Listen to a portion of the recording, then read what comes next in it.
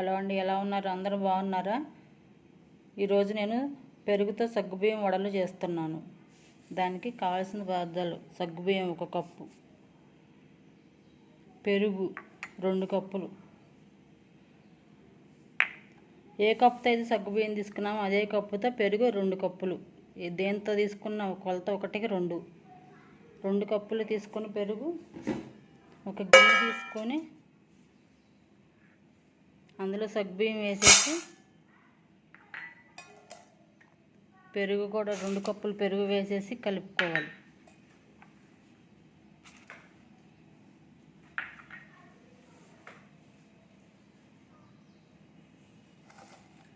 రెండు కప్పులు పెరుగు వేసేసి ఇలా ఒక్కసారి చేత్తో కలిపేసుకుని మొత్తం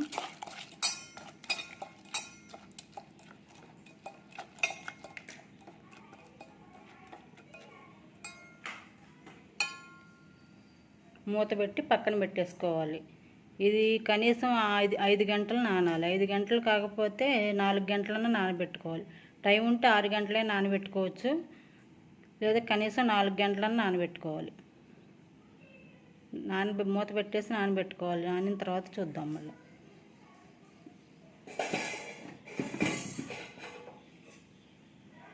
ఇలా మూత పెట్టేసి 4 గంటలు పక్కన పెట్టేసుకోండి.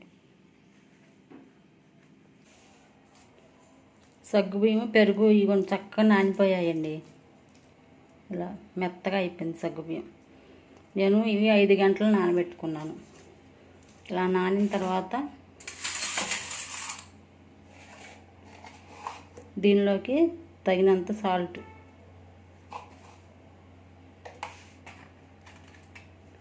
జీలకర్ర కొంచెం,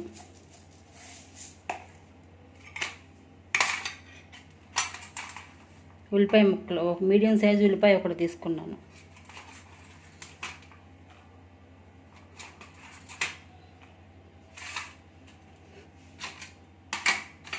తర్వాత అల్లం పచ్చిమిర్చి పేస్ట్ మిక్సీ వేసుకుని వేస్తున్నాను. మరీ మెత్తగా వేయలేదు, కొంచెం దంచి బరకగా వేసుకున్నాను.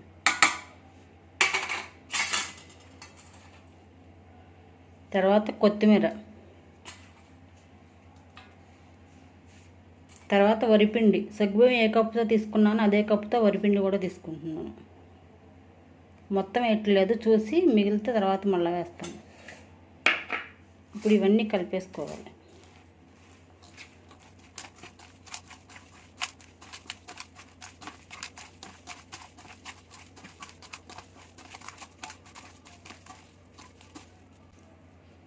కొంచెం వరిపిండి ఇంకొంచెం పడుతుంది. మొత్తం వేసేసాను కప్పు.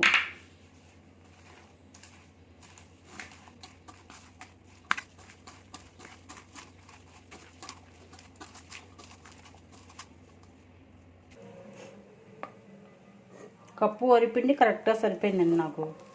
ఇలా రావాలి, మన గారిపిండి ఎలాగో అలాగే చేతికి నీళ్లు పెట్టుకుని మన మామూలు గారెలకు లాగానే తడి చేసుకొని ఈ బాల్ చేసుకొని గారెలాగా ఒత్తుకొని నూనెలో వేసుకోవాలి.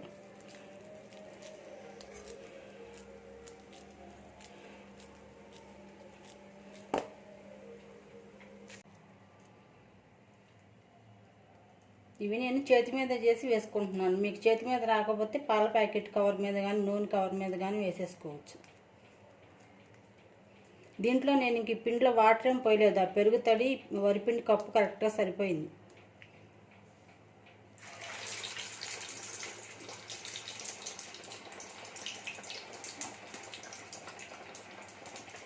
ఇలా తడి చేసేసుకొని అన్నీ గారెలాగా ఒత్తుకొని వేసేసుకోవాలి.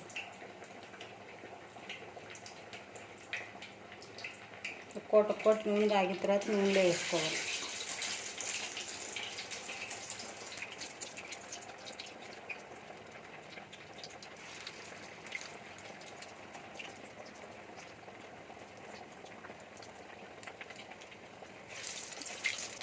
ఇవి మీరు ఉదయం చేసుకోవాలంటే నైట్ నానబెట్టుకుని ఉదయం చేసేసుకోవచ్చు. నైట్ పడుకోబోతే నానబెట్టుకుంటే ఉదయం లేవగానే వేసేసుకోవచ్చు.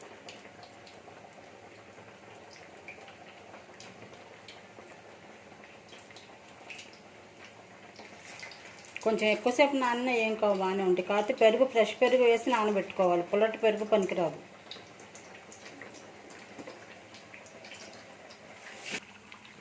ఓకే అండి, ఇవి గోల్డ్ కలర్ వచ్చిందాక వేపుకోవాలి. ఇలా ఈ కలర్ వచ్చిందాక, ఈ కలర్ వచ్చినాక వేపుకొని తీసేసుకోవచ్చు.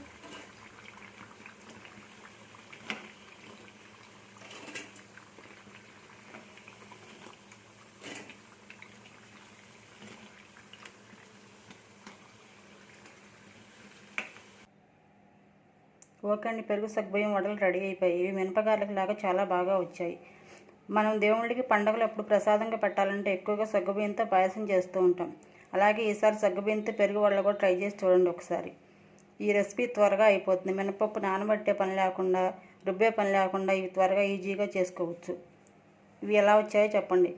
ఈ వీడియో నచ్చినట్లయితే లైక్ చేయండి, షేర్ చేయండి, సబ్స్క్రైబ్ చేసుకోండి. మరిన్ని వంటలతో మరిన్ని వీడియోలతో మీ ముందుకు వస్తాము. Thank you.